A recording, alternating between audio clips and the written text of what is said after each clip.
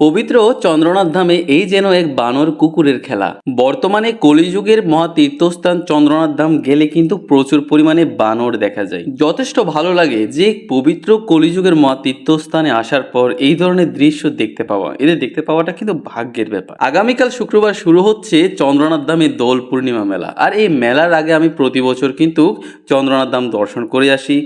আর আমার এই বছর ইচ্ছা আছে যে দোল পূর্ণিমাতে অর্থাৎ আগামীকাল শুক্রবার আমি চন্দ্রনাথ ধামে ভোরবেলায় যাত্রা করব মহাদেবকে দর্শন করার জন্য এবং শিব বাবাকে স্নান করানোর জন্য। এই ভিডিওটি হচ্ছে গত শনিবারের। আমি পাতাল যাত্রা যখন করেছিলাম তখন আমি চন্দ্রনাথে গিয়েছিলাম। চন্দ্রনাথে যাওয়ার সময় এই ভিডিওগুলো ধারণ করেছিলাম। গত শনিবারেও মোটামুটি তীর্থযাত্রী ছিল, তবে তুলনামূলক অনেকটা কম ছিল। যেহেতু শিবরাত্রি গিয়েছে সবেমাত্র কিছুদিন আগে, ওই জন্য তীর্থযাত্রীদের ভিড় অনেকটাই কম। তবে দোল পূর্ণিমাতে কিন্তু চন্দ্রনাথ ধামে প্রচুর পরিমাণে তীর্থযাত্রীর ভিড় হয়। অবশ্য আমি আগামীকাল যখন আসবো চন্দ্রনাথ দর্শন করার জন্য, আমি আপনাদের জন্য ভিডিও ধারণ করে যাব।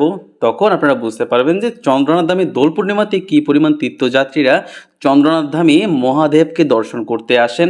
সকল কিছু আপনারা আমার আগামী ভিডিওতে অবশ্যই দেখতে পাবেন। একটি খুশির খবর হচ্ছে চন্দ্রনাথ ধামে প্রবেশ করার মুখে কিন্তু একটি সুন্দর গেট নির্মাণ করা হচ্ছে, যেটি অনেক আগে প্রয়োজন ছিল, তবে বর্তমানে করা হচ্ছে। এটা কিন্তু সৌভাগ্য। চন্দ্রনাথ ধাম হচ্ছে কলিযুগের মহা তীর্থস্থান, অর্থাৎ বাংলাদেশের সবচেয়ে বড় তীর্থস্থান।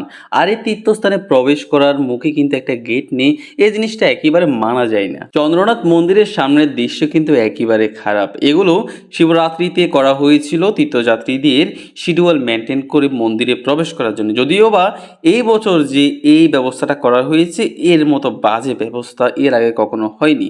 তবে এতদিন পর্যন্ত এগুলো থেকে যাওয়ার কোনো মানে হয় না। যে এর আগের বছর যে আমরা দোল পূর্ণিমাতে যখন উঠেছি তখন এই জায়গাটা খুব পরিষ্কার ছিল, দেখতে সুন্দর লাগতো, কিন্তু তীর্থযাত্রীদের সুবিধার জন্য এই জিনিসগুলো বর্তমানে আর থাকার কোনো প্রয়োজন বলে আমার মনে হচ্ছিল না। তো আমরা গত শনিবার পাতালকালী মায়ের মন্দির দর্শন করে যখন চন্দ্রনাথ ধাম দর্শন করতে আসি, তখন বিকেল সময়টা হয় প্রায় 5টা, তাই মন্দিরগুলো বন্ধ ছিল, তাই আমরা মন্দিরের দৃশ্যটা দেখাতে পারছি না।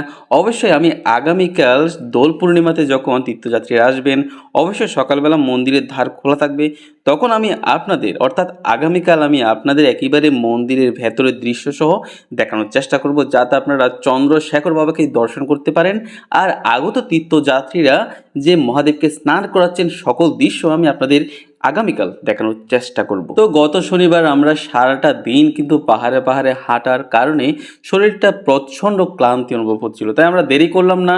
চন্দ্রনাথ বাবাকে প্রণাম জানিয়ে আমরা বাহির থেকে আবার রওনা দিলাম বাড়ির উদ্দেশ্যে। আগামীকাল সকাল 7টায় আমি ব্যাসকুণ্ডে স্নান করে কিন্তু চন্দ্রনাথ যাত্রা করব।